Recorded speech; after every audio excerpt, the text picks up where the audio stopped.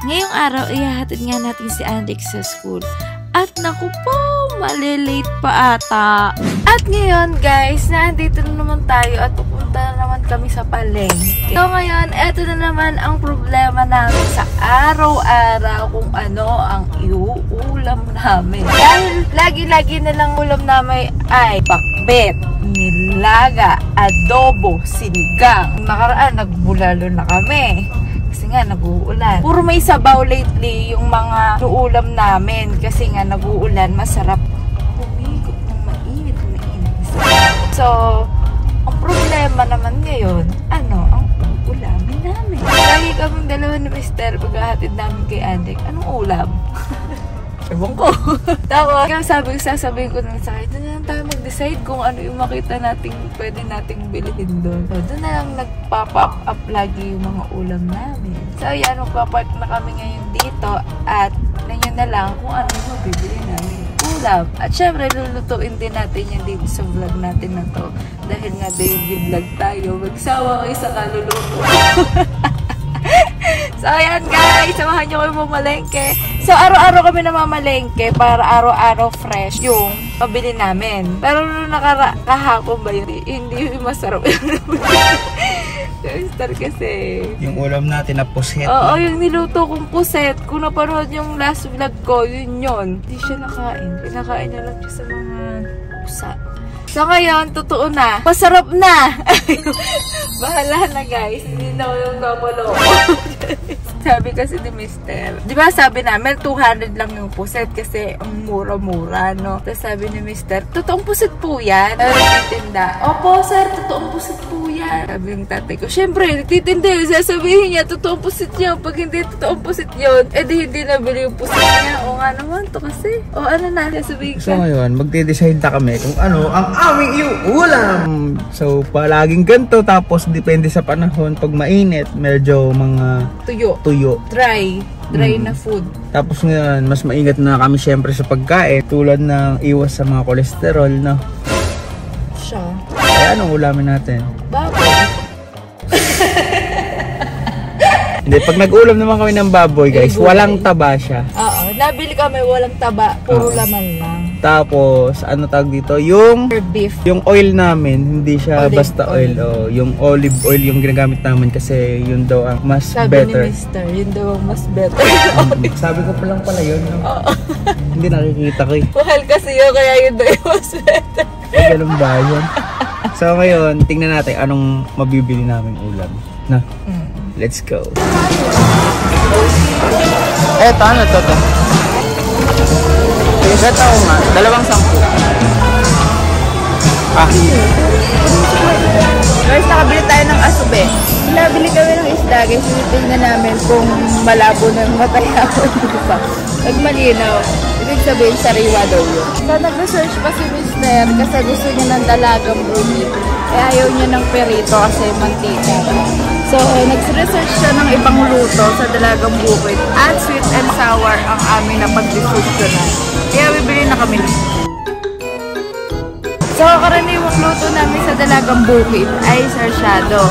So, mahal ang kamatis ngayon, guys. Kaya nag-isip kami ng ibang luto sa dalagang bukid at naisip na namin yung sweet and sour.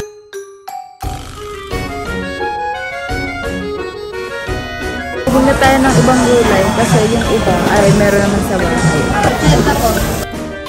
So guys, bumalik kami kasi gusto daw ni Mr. ng okra. Ang ano po, makinis na okra. Kasi wala kaming almusal ngayon. May almusal tayo, tosino, kaso hindi ko gusto yun. Kasi healthy dapat. Ayan guys, gusto daw ni Mr. ng mani. At ang presyo niyan ay 90. Hindi alam ni Mrs. yun. Alam ko, 90. Nalilito ako sa 60. 80. 80, 60. Ano yung 70? 60. Para makumpirma mo. Ayoko. Namimili na siya ng favorite niya. Maganda yung mani dito kasi malinis na siya. Na-brush na. Kasi Mr. Iniisa-isa niya pa yung mani. Para pares lang naman yung mani.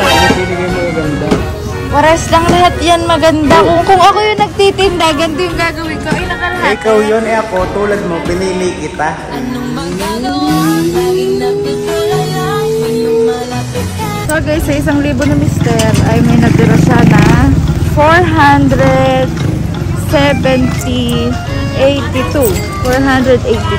Ang nagastos natin ay 500. Bili natin ng 200 yun. Kain lang na almusal.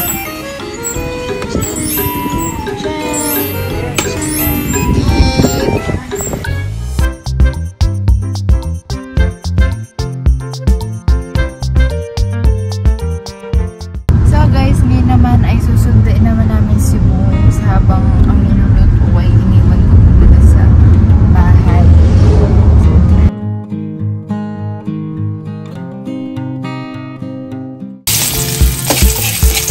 Kaya nga.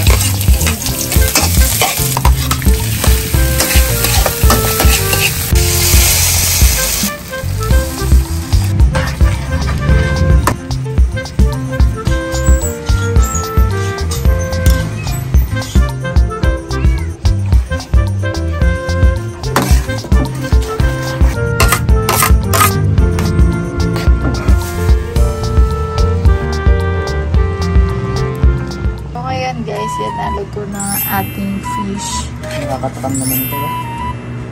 Hindi ba ito nilalagyan na ngayon?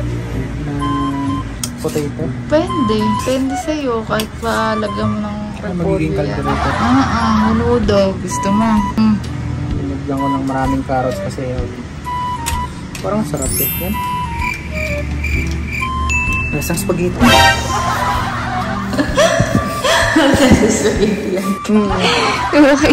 Parang kulang sa tamis na. Lasang spaghetti. Kulang sa tamis. Kulang sa tamis.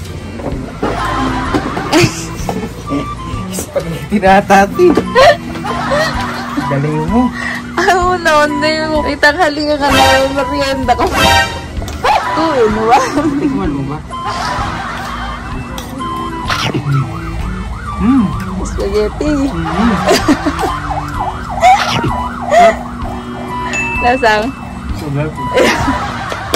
Mas masarap tong sweet and sour kaysa sa sour shadow kasi mahal din yung kamatis na yun.